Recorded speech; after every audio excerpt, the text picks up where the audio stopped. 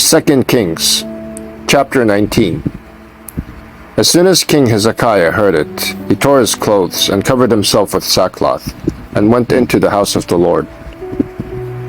And he sent Eliakim, who was over the household, and Shebna the secretary, and the senior priests, covered with sackcloth, to the prophet Isaiah the son of Amoz. They said to him, "Thus says Hezekiah, this day is a day of distress, of rebuke, and of disgrace. Children have come to the point of birth, and there is no strength to bring them forth. It may be that the Lord your God heard all the words of the Rabshakeh, whom his master the king of Assyria has sent to mock the living God, and will rebuke the words that the Lord your God has heard.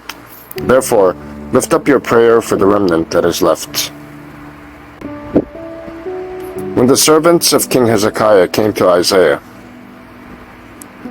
said to them, "Say to your master, Thus says the Lord, do not be afraid because of the words that you have heard, with which the servants of the king of Assyria have reviled me. Behold, I will put a spirit in him, so that he shall hear a rumor, and return to his own land, and I will make him fall by the sword in his own land." The Rabshakeh returned and found the king of Assyria fighting against Libnah, for he heard that the king had left Lachish. Now the king heard concerning Tirhakah, king of Cush, "Behold, he has set out to fight against you." So he sent messengers again to Hezekiah, saying, "Thus shall you speak to Hezekiah, king of Judah. Do not let your God in whom you trust deceive you by promising that Jerusalem will not be given into the hand of the king of Assyria.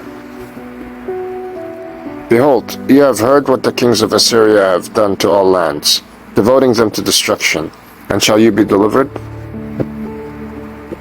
Have the gods of the nations delivered them, the nations that my fathers destroyed, Gozan, Haran, Rezeph, and the people of Eden who were in Telassar?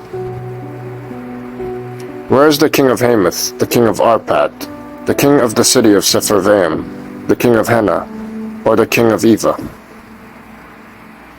Hezekiah received the letter from the hand of the messengers, and read it. And Hezekiah went up to the house of the Lord, and spread it before the Lord. And Hezekiah prayed before the Lord, and said, "O Lord, the God of Israel, enthroned above the cherubim, you are the God, you alone, of all the kingdoms of the earth. You have made heaven and earth. Incline your ear, O Lord, and hear. Open your eyes, O Lord, and see. And hear the words of Sennacherib, which he has sent to mock the living God. Truly, O Lord, the kings of Assyria have laid waste the nations and their lands, and have cast their gods into the fire, for they were not gods, but the work of men's hands, wood and stone. Therefore they were destroyed. So now, O Lord our God, save us, please, from his hand, that all the kingdoms of the earth may know that you, O Lord, are God alone." Then Isaiah the son of Amoz sent to Hezekiah, saying, "Thus says the Lord, the God of Israel, your prayer to me about Sennacherib, king of Assyria, I have heard. This is the word that the Lord has spoken concerning him. She despises you, she scorns you, the virgin daughter of Zion. She wags her head behind you, the daughter of Jerusalem. Whom have you mocked and reviled? Against whom have you raised your voice and lifted your eyes to the heights? Against the Holy One of Israel. By your messengers you have mocked the Lord, and you have said, with my many chariots I have gone up the heights of the mountains, to the far recesses of Lebanon. I felled its tallest cedars, its choicest cypresses. I entered its farthest lodging place, its most fruitful forest. I dug wells and drank foreign waters, and I dried up with the sole of my foot all the streams of Egypt. Have you not heard that I determined it long ago? I planned from days of old, what now I bring to pass, that you should turn fortified cities into heaps of ruins. While their inhabitants, shorn of strength, are dismayed and confounded, and have become like plants of the field, and like tender grass, like grass on the housetops, blighted before it is grown. But I know you're sitting down, and you're going out and coming in, and you're raging against me. Because you have raged against me, and your complacency has come into my ears, I will put my hook in your nose, and my bit in your mouth, and I will turn you back on the way by which you came. And this shall be the sign for you.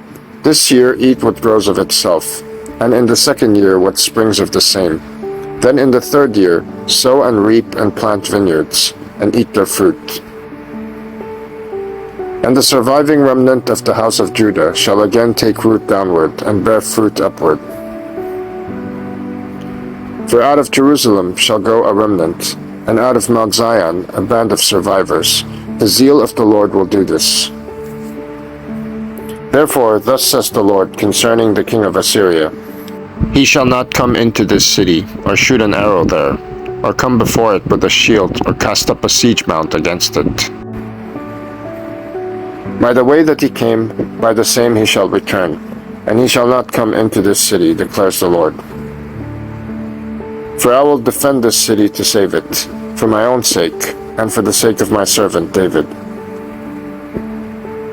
And that night the angel of the Lord went out and struck down 185,000 in the camp of the Assyrians.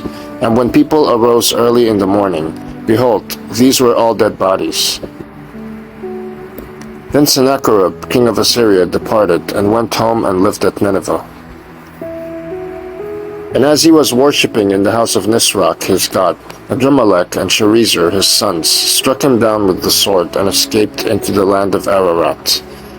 And Esarhaddon his son reigned in his place.